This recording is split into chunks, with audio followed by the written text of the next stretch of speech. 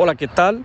Les habla su amigo y maestro en la plenitud del reino, ahora desde la ciudad de Portland, Estados Unidos, para el mundo. Muy bien, hoy vamos a darle continuidad al tema que ya hemos iniciado, el cual titulamos Los 5 dones del ministerio.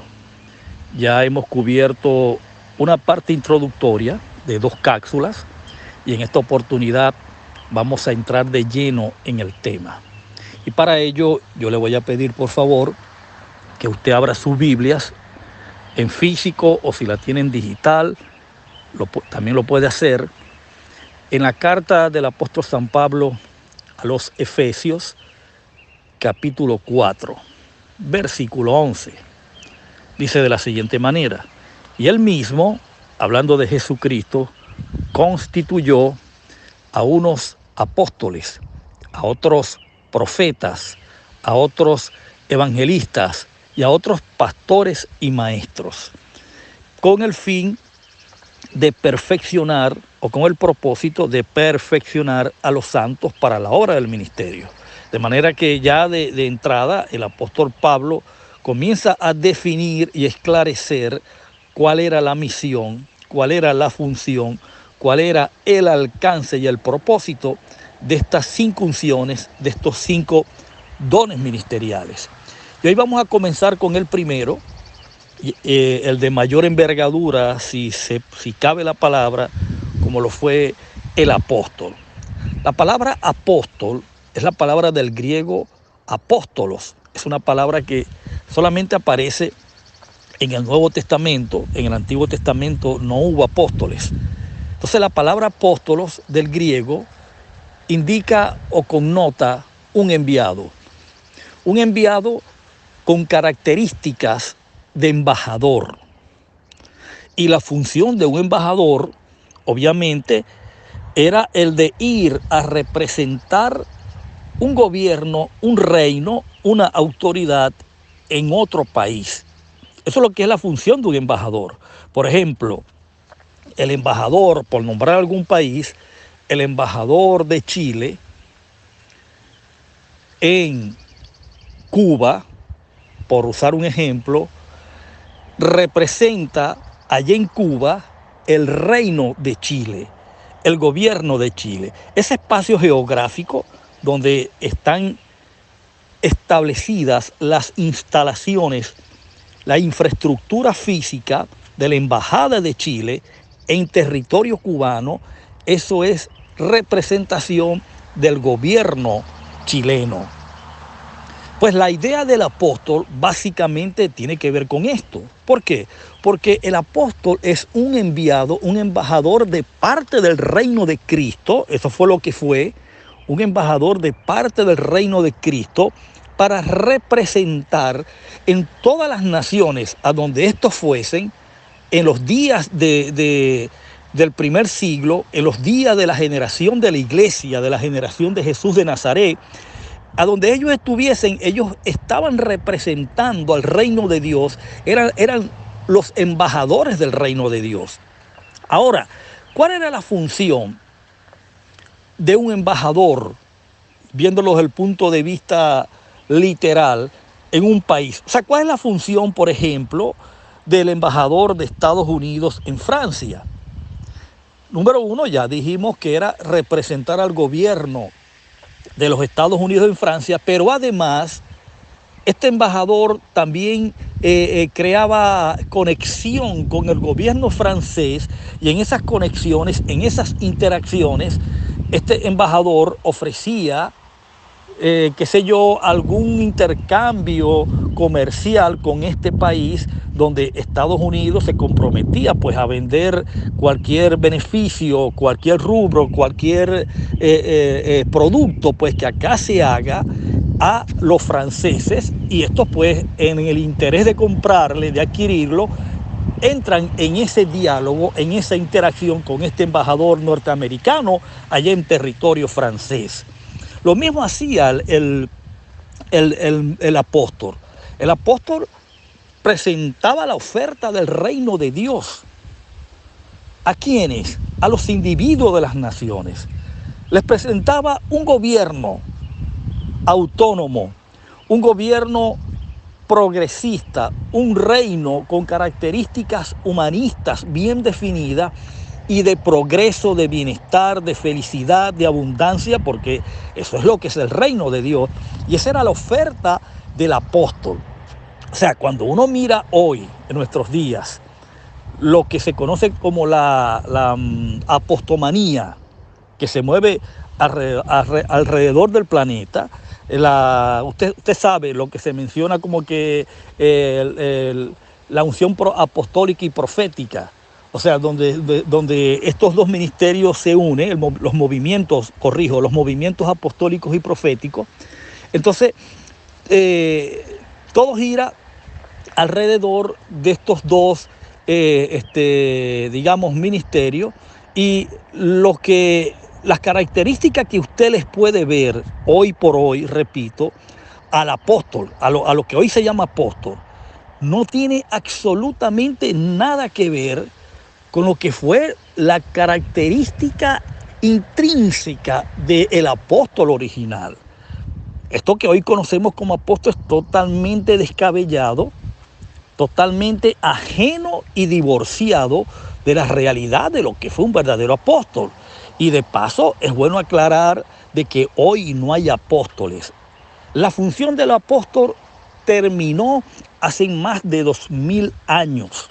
Que eso pues nos quede bien claro. Entonces, el apóstol original ofrecía las ofertas del reino, el producto del reino, lo que el reino en sí era o es en esencia, en sustancia, en vida, en propósito, en naturaleza, etcétera, etcétera. Y para eso, pues, ellos iban a las naciones que habían en el Imperio Romano durante el primer siglo, las naciones existentes. Por eso es que se llevó a cabo la misión de la evangelización en aquellos días, y para eso pues la iglesia fue preparada para cumplir con esa misión. Entonces esto pues nos debe quedar muy claro. Otra cosa de un apóstol es su unción. Otra característica importante de un apóstol es la unción apostólica. ¿Qué era la unción apostólica?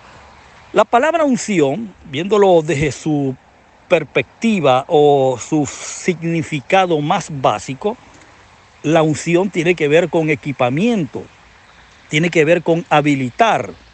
Y para ser más específico, la unción te habilitaba para hacer cosas, acontecimientos, hechos que humanamente eran imposibles hacer. De manera que estas unciones ministeriales, porque estas características de la unción eran en los 5, pero hablando específicamente del apóstol, de la unción apostólica, esta tenía no solamente la función de hacer milagros, de hacer señales, prodigios, de sanar, de restaurar, etcétera, etcétera, sino que tenía también dentro de esa unción la habilidad de decodificar los códigos proféticos que se dieron en otrora, que se dieron en otra generación. Por ejemplo, los códigos proféticos que se dieron durante el antiguo pacto, donde los profetas, por decir o por usar un ejemplo, el profeta Daniel, el profeta Ezequiel, el profeta Isaías, que decretaron proféticamente hechos y acontecimientos y fueron encerrados en códigos hasta que llegase el momento del cumplimiento de esos eventos. Ahora, ¿qué era lo que hacía un apóstol? Un apóstol agarraba de las escrituras, de los manuscritos de los profetas, de la Torá, agarraba esos códigos encerrados, y lo que tenía que ver con el cumplimiento de la generación que estaba en curso en aquellos días, durante el primer siglo, el apóstol tomaba ese código, extraía el entendimiento de esas profecías y los accesaba a la generación de esos días. De manera que cuando la iglesia escuchaba enseñando a un apóstol, decodificando lo profético, inmediatamente se les prendían las antenas de alerta con respecto a lo que se estaba cumpliendo. Y las señales eran obvias, las señales eran evidentes del cumplimiento de lo que los profetas habían dicho. en aquella generación. Entonces, es interesante observar que esa unción apostólica, muy clara, muy operativa durante el primer siglo, cumplía o hacía con lo que eran los códigos proféticos. Ahora, si usted mira hoy por hoy alrededor del mundo y comienza a evaluar, porque ese es algo que usted debe hacer también, incluso usted está autorizado a hacerlo, evaluar cuáles son las características de estos individuos, de estos personajes que se dicen llamar apóstoles, y los comienza a filtrar a la luz del verdadero modelo apostólico original, el bíblico. Usted se va a dar cuenta que hay una abismante brecha de separación. O sea, diametralmente opuesto lo que hoy se dice llamar apóstol a lo que fue un verdadero apóstol. No hay nada que esté más lejos de la verdad apostólica que lo que hoy se llama apóstol. Entonces, usted no debe hacer caso a alguien que en esos falsos movimientos llamados movimiento apostólico y profético le venga a decir, impresionándolos con palabras, con actitud, porque son bien atrevidos.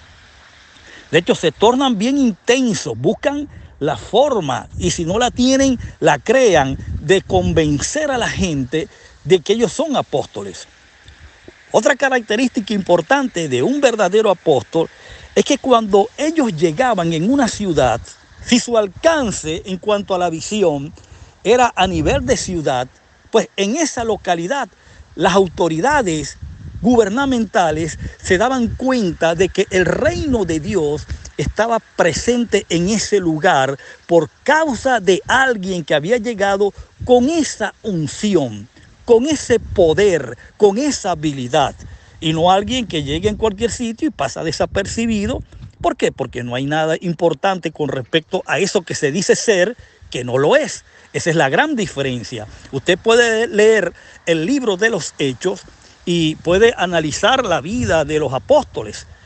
Pablo, Pedro, Juan, Ágabo, el otro. Y ustedes van a ver, van a percibir rápidamente que eran personas influyentes, que donde llegaban influían, influenciaban, llamaban la atención. ¿Por qué? Porque era algo característico, intrínseco en la naturaleza de este don ministerial. Entonces no estamos hablando de cualquier oficina, de cualquier actividad. No estamos hablando de cualquier personaje. Estamos hablando de alguien que fue enviado por Dios durante el primer siglo, y a todo el que Dios enviaba, a todo el que Yahvé enviaba, por supuesto que daba evidencias y presentaba pruebas de quién le envió.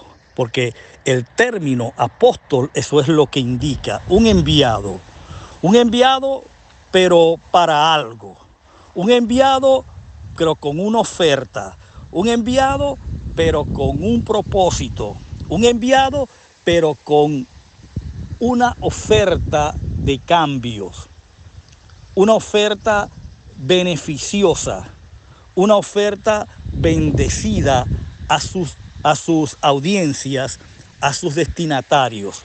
Eso es lo que hacía un apóstol, y eso es interesante saberlo. Esa es la unción apostólica, ¿ok? Decodificaba las profecías que se dieron durante el antiguo pacto y accesaba el entendimiento de las mismas a los destinatarios, en este caso la iglesia. Y la iglesia, una vez que accesaba al entendimiento del cumplimiento de estas profecías, inmediatamente activaba sus antenas, sus radares espirituales, y comenzaba a observar y a determinar que ya las señales de esos cumplimientos proféticos estaban dados, para que el siguiente paso era prepararse para el encuentro de lo que la iglesia siempre esperó: la revelación, la manifestación y la aparición de Jesucristo como el varón perfecto a través de ella misma. Ella misma era el canal porque ella misma era el depósito de Cristo, la iglesia. ¿Ok? Muy bien. Otro aspecto importante o otra característica importante en el apostolado o en el apóstol bíblico era la visión apostólica. Una visión apostólica tenía varios rangos, varios espacios de actividad. Por ejemplo, habían apóstoles cuya visión era la de una nación completa. Pero habían apóstoles donde su radio de acción dentro de la visión era a nivel local, es decir, de ciudad. Como también habían apóstoles con un radio de acción, de actividad dentro de su visión, que iba más a lo sectorial, iba más a lo comunitario. Pero esas visiones, cualesquiera que sean, en sus distintos rangos de, digamos, de tamaño, de espacio, había un modelo generacional que presentarle a todos los que hacían vida en estos espacios donde el apóstol tenía jurisdicción de parte de Dios. Eran modelos generacionales que incluían proyectos de vida, que incluían proyectos de estilos de vida, de estilos de existencia, proyectos de progreso para sanar, para educarse, para progresar, para humanamente avanzar en la vida, de alcanzar metas, objetivos. Eso es lo que era el mensaje de un apóstol. Eso es lo que era el reino de Dios, o lo que se conoció que en labios de Jesús, y será predicado el evangelio del reino a todas las naciones. Y eso fue lo que llevaron ellos a las naciones. El reino, las buenas nuevas del reino y todo lo que el reino podía y puede proporcionar en aquellas audiencias, en aquellos destinatarios a los que fue destinado llegar el reino de Dios. Entonces, esa visión incluía esto, además de que dentro de la visión apostólica estaba el establecer embajadas del reino. Como se lo mencioné en la cápsula número 2, era establecer embajadas del reino que posteriormente, tardíamente, apareció la palabra iglesia y es lo que ha tenido más fuerza, más influencia a nivel mundial. Pero durante el primer siglo, escuche bien, durante el primer siglo eran embajadas del reino, y en esta visión apostólica, pues ellos se encargaban de organizarlos. Ellos se encargaban de proyectar o transmitir esa visión corporativa. Ellos podían entender y podían hacer entender a las audiencias de que debían organizarse como cuerpos. ¿Por qué? Porque lo que ellos estaban trasladando inicialmente y esencialmente era el elemento Cristo, para que Cristo fuese formándose en ellos, para que Cristo comenzase a vivir su vida a través de las de ellos, y esto a su vez sirviese de plataforma de acceso para Cristo poder manifestar su reino desde el trono y cumplir con su misión, que no fue otra, la de ir colocando o poniendo a todos sus enemigos por estrado de sus pies. Bueno, amado, el tiempo que me queda es para darle las gracias por su presencia. Nos excedimos algo, pero no importa. Lo importante es que lo que nos toca aprender de esto nos va a ayudar a seguir adelante. Entonces les agradezco por su presencia y será hasta la próxima, que sería la 4ª cápsula. Feliz día para todos.